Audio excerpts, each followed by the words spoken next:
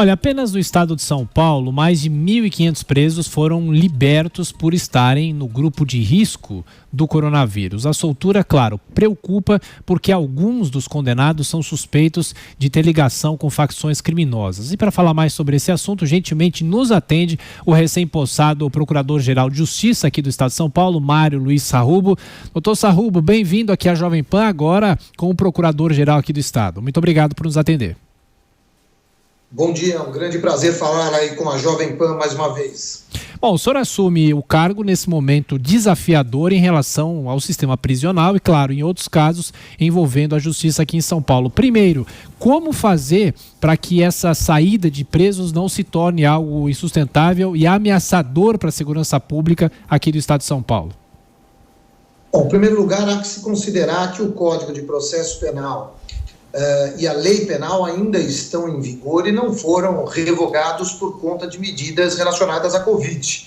É claro que nós temos que ter um olhar para a pessoa individualmente, para os grupos de risco e etc. e tal, mas isso tudo tem que ser muito bem ponderado, notadamente com outro bem jurídico muito importante, que é a segurança pública. Então, nós não podemos, evidentemente, admitir que, em nome apenas da circunstância do indivíduo estar no grupo de risco, ainda que ele seja perigoso, ele possa ser libertado, como nós vimos aí, líderes de facções e assim por diante. O Ministério Público tem feito a sua parte, por um lado, orientado e fomentado internamente a política para que se pondere esses dois bens jurídicos que estão em confronto, segurança pública e saúde individual do preso. Orientamos, por outro lado, a SAP, recomendamos que medidas sanitárias sejam adotadas nos presídios, que seria a medida ideal, sem que se liberte ninguém para garantir a segurança da população, que já está presa em sua casa por conta do vírus. Não seria, só falta agora ter também um problema de segurança pública para atormentar a população de bem de São Paulo. Procurador, quem faz a pergunta para o senhor agora é Rodrigo Constantino, direto dos Estados Unidos. Constantino. Bom dia, procurador. Eu queria entender melhor a sua opinião, pelo menos, para entender melhor o seguinte: isso é uma responsabilidade maior, na sua opinião, dos juízes que autorizam essas solturas ou o sistema que é leniente?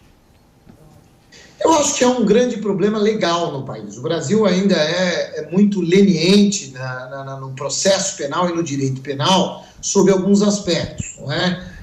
Por exemplo, essa questão da prisão na segunda instância, que é a regra em todo o mundo, aqui ainda se discute, quer dizer, então nós temos que ter um olhar muito mais rígido para essas questões da criminalidade. O Brasil é um país ainda com grande criminalidade. É óbvio que isso está ligado à pobreza, à desigualdade social, etc. e tal. Mas são fatores diferentes. O fato de nós termos o fato do Brasil ser um país muito pobre, com uma desigualdade social grande, não significa que nós devemos ser lenientes na questão da criminalidade. O crime não pode ser admitido. Então, são, na verdade, vários fatores que acabam contribuindo para essa sensação de que a lei não vale, né? A lei não tem valido para os crimes de colarinho branco e não está valendo também para a população de mais baixa renda. Quer dizer, ninguém respeita a lei. Nós temos, na verdade, que ter mudanças, nós temos que fomentar essas mudanças legislativas necessárias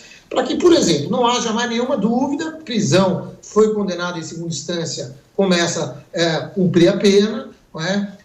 E outras questões, ou seja, não podemos ter um olhar, insisto, só para a questão da pandemia e simplesmente acarretar libertação em massa de presos sem olhar para o lado da segurança pública.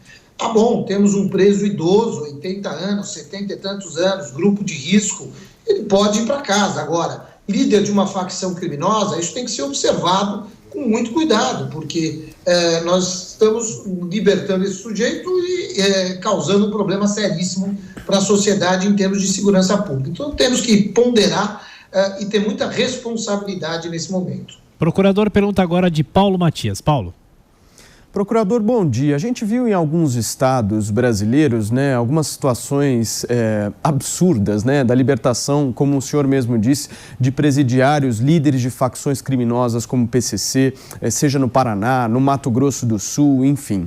A minha pergunta ao senhor é a seguinte: qual é a responsabilidade que pode haver desses juízes nessa efetivação da decisão de libertar essas pessoas a partir do momento em que essas pessoas, horas depois, dias depois, fogem, né? Nós vimos casos aí, até presos que demoraram 8 horas em prisão domiciliar e fugiram, simplesmente fugiram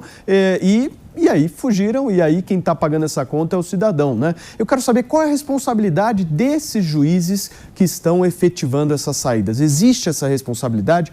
Tem como responsabilizá-los de alguma maneira? Eu quero crer que não. Na verdade, quando um juiz de direito liberta um preso nessas condições, ele o faz, evidentemente, amparado, primeiro, em suas convicções jurídicas e fáticas, em segundo lugar, em alguma medida, amparado naquilo que nós dizíamos há pouco, em algum aspecto legal. A nossa lei ainda é muito leniente, ainda permite esse tipo de situação. Então, é muito difícil você pensar em responsabilizar o magistrado. O magistrado age e o magistrado é como a magistratura, ela é parte da população. Então, nós temos as mais variadas correntes de pensamento na população, assim como temos na magistratura. E a interpretação da lei, ela pode variar de um magistrado para outro, aliada às condições fáticas, e aí vem uma decisão que muitas vezes é diferente do magistrado ao lado. Mas isso faz parte do jogo democrático, isso é importante, é bom para a democracia. Esse é um dos pilares da democracia, é a independência do Poder Judiciário, do Ministério Público.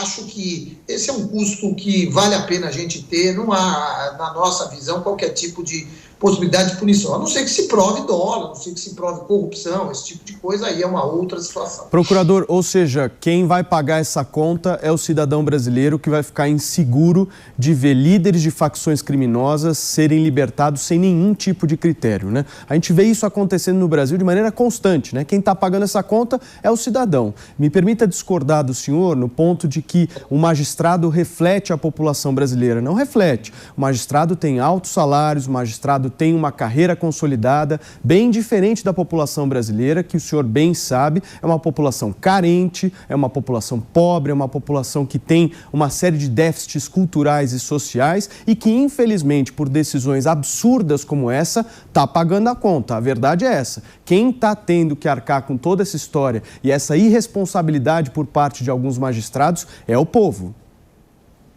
Olha, vou também respeitosamente discordar de você. Quando eu disse que o magistrado reflete um pouco da população, eu digo reflete um pouco do pensamento da população brasileira. Não é? Nós temos várias correntes de pensamento na população brasileira e os magistrados são assim. Aqui no Tribunal de Justiça de São Paulo, por exemplo, na área criminal, que eu conheço bem, nós temos câmaras criminais mais liberais, câmaras criminais mais rígidas, e isso é o diálogo, assim é a democracia, essa é a melhor expressão da democracia, que o magistrado, o membro do Ministério Público, tendo condições de interpretar a lei à luz da sua liberdade de convicção. Esse é um postulado, esse é um dos mais importantes postulados da magistratura, do Poder Judiciário, não é? Que nos leva a decisões que muitas vezes pode não satisfazer alguns, mas satisfaz outros. Agora, é óbvio que nós temos que levar em conta, é um momento de pandemia, é um momento absolutamente inédito na vida de todos nós, não é? E isso acaba nos levando, muitas vezes, a posicionamentos que não agradam, mas que acabam se ajustando no final. A grande vantagem do Poder Judiciário é que há sempre o duplo grau de jurisdição. Então, um eventual erro de um magistrado em primeiro grau pode ser corrigido imediatamente pelo desembargador na segunda instância e assim por diante. Então, há um sistema de freios e contrapesos que pode garantir a segurança da população. Agora, evidentemente, eu concordo com você, a população brasileira, nós vivemos aí um período, há muitos anos, há décadas de de omissão do poder estatal na área da saúde, da segurança. Então há de fato, e na economia, tanto que nós temos problemas de desemprego, de miséria no Brasil todo. Vocês diziam há pouco, o estado do Amazonas, né, com poucos leitos de UTI, aliás, leitos só em Manaus, num estado daquele tamanho, né? Isso é mostra absoluta do descaso do poder público para com a população, mas isso é histórico e só podemos superar isso com democracia, com voto, com a população entendendo a importância do seu voto, a importância de se posicionar politicamente na hora das eleições de forma correta. Procurador Sarrubo, rapidamente para encerrar, o que o senhor espera do novo ministro da Justiça? Olha, espero que ele tome as medidas necessárias, até onde sei, até eu conheço, um homem de bem, um homem preparado, e que possa tomar as medidas necessárias para o sistema de justiça do Brasil. Nós precisamos, evidentemente, ainda de muitas reformas, mas que essas reformas sejam feitas, e isso é muito importante, com diálogo. E mais do que isso, com diálogo com as partes que estão mais presentes no sistema de justiça. O que nós não temos visto é o diálogo com o Ministério Público, com o Poder Judiciário, com a advocacia, com a Defensoria Pública, que são as partes mais atuantes no sistema de justiça. Muitas vezes aprovam-se leis sem que se dialogue com o MP, com a magistratura, com a advocacia. Então, eu rogo ao ministro da Justiça que, nas inovações legislativas que eu espero venham, se abra um diálogo muito aberto com as instituições, para que a gente possa aproveitar toda a experiência de promotores, de juízes, de advogados, em prol de uma legislação mais efetiva que possa atender melhor a população brasileira. Doutor Mário Luiz Sarrubo, novo Procurador-Geral de Justiça aqui de São Paulo, mais uma vez, procurador. Obrigado por atender a Jovem Pan, boa sorte, até a próxima. Muito obrigado, grande alegria falar com a Jovem Pan.